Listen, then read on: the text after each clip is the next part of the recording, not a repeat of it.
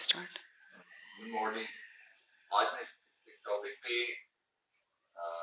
कुछ डेरिवेशन देना चाहता हूँ क्योंकि एजुकेशन कोर्स के लिए ये चीज आवश्यक है। वो ये है कि अगर स्टूडेंट्स जो लॉ के हैं पास आउट होकर के उनके पास अगर क्लाइंट्स आए और वो क्लाइंट जो है किसी सरकारी एजेंसी के जरिए से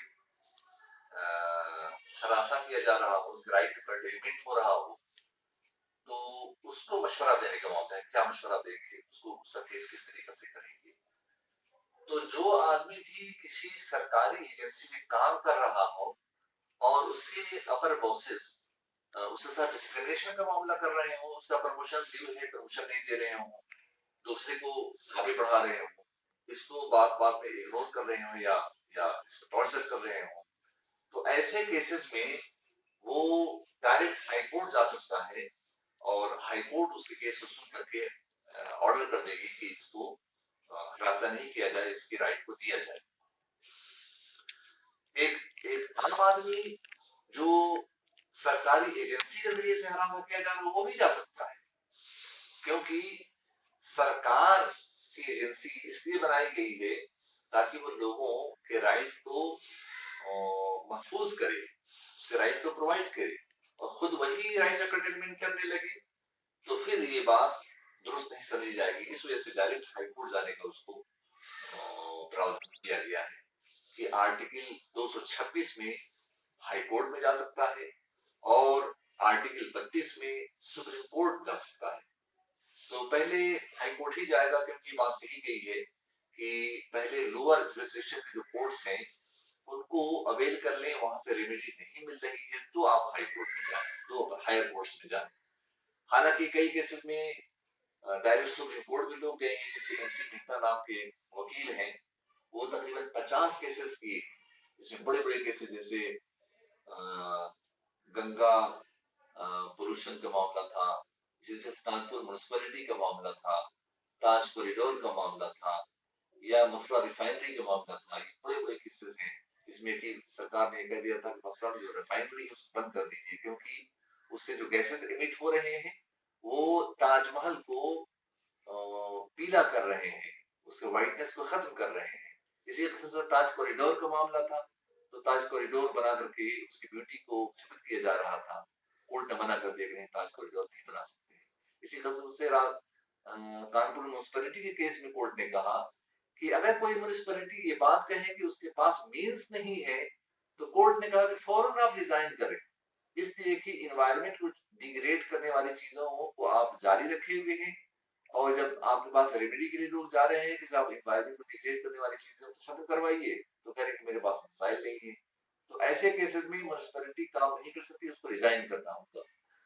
तो ये बहुत बड़ी चीज है कि अगर सरकारी एजेंसी के जरिए से किसी को हिरासा किया जा रहा हो, किसी का राइट कर्टेल किया जा रहा हो, तो डायरेक्ट हाई कोर्ट चले जाए। कई दफा ऐसा होता है कि पुलिस ऑफिसर्स जो है किसी को इलीगली डिटेन कर लेते हैं, या किसी से कुछ अंडर इन्फ्लुएंस का मामला करते हैं, डायरेक्ट आप डीसी जो DGP होता है उसके खिलाफ, या DIG है या SP है या SP है, उसके खिलाफ आप हाईकोर्ट जा सकते हैं। सब उन्होंने ऐसे ऐसे मामला किया है, उन्होंने हमारे साथ डिस्क्रिमिनेशन का मामला किया है, या हमें टॉर्चर किया है, या या कोई और ऑफिसर हो। कई दफा ऐसा होता है कि जो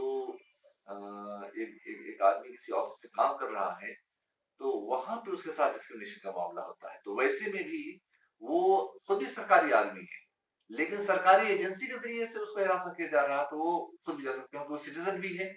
तो हर सिटीजन को ये राइट है कि वो अपने फंडामेंटल राइट्स को और अपने दीगर राइट्स को बचाने के लिए सरकारी एजेंसी के जरिए से कटेल हुआ हो रहा हो तो हाईकोर्ट जा सकता है।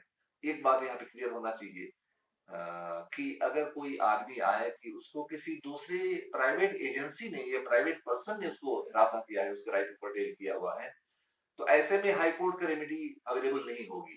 ऐसे में उसको लोअर कोर्ट जाना होगा, और सर और सिर्फ सरकारी एजेंसी के केस में हाई कोर्ट जा सकता है।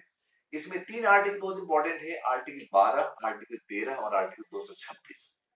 ये आर्टिकल 12 में डिफाइन किया गया है कि सरकारी किसे कहेंगे, स्टेट। तो स्टेट किसे कहेंगे? तो यहाँ पे बहुत नटशेल में हम आपको बता दें कि अ, सरकार, उसके एजेंसी और उसके मेंटेन इंस्टीट्यूशंस को स्टेट बोलते हैं।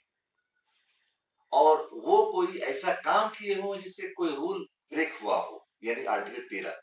तो आर्टिकल 12 में अगर आर्टिकल 13 को तोड़ दिया तो 226 में आपको रेमेडी मिल सकती है, या डायरेक्ट सुप्रीम कोर्ट में 32 में भी रेमेडी मिल सकती है। तो इस किस्म से अगर कोई आदमी दूसरे के लिए जा रहा है तो वो भी जा सकता है। दूसरे के लिए जाएंगे तो वहां पे बताना पड़ेगा कि हम दूसरे के लिए आए हुए हैं, यानी पीआईएल में आए हुए हैं, यानी पब्लिक इंटरेस्ट लिटिगेशन में आए हुए हैं। तो कोर्ट में जाने का हक सिर्फ उसी को होता है जिसको कि अपना कुछ नुकसान हुआ हो।